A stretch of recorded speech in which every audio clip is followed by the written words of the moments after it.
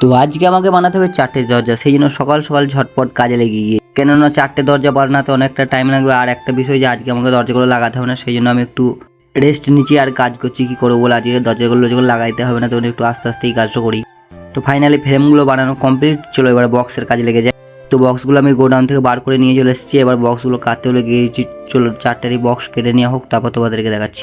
তো বক্সগুলো 2 মাথা কাটা হয়ে গেছে। এবার বক্সগুলো মাপ করে কাটতে হবে আমাকে। তো বক্সগুলো মাপ দেবো বলে সাজিয়ে নিয়েছি। তো চলো বক্সগুলো কাটা কমপ্লিট হয়ে গেছে, সব কাজ কমপ্লিট। বক্সের এবার সিট ভরতে লেগে গিয়েছি।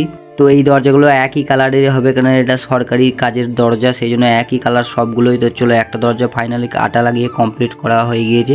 এবার স্ক্রুটা মেরে দিলেই এই দরজাটা কমপ্লিট হয়ে যাবে। তো এই দরজাটা কমপ্লিট হয়ে গেছে। তো চলো এবার 4টে দরজায় কমপ্লিটটা তোমাদেরকে দেখিয়ে দিই, তাইলে আজকের মতন আমার কাজ এখানেই শেষ। তো 4টে দরজায় কমপ্লিট হয়ে গিয়েছে। তো চলো তোমাদেরকে আবার ফাইনাল লুকটা দেখিয়ে দিই 4টে দরজায়। তো চলো আজকের মতো ভিডিওটা আমি এখানেই শেষ করলাম। Bye bye.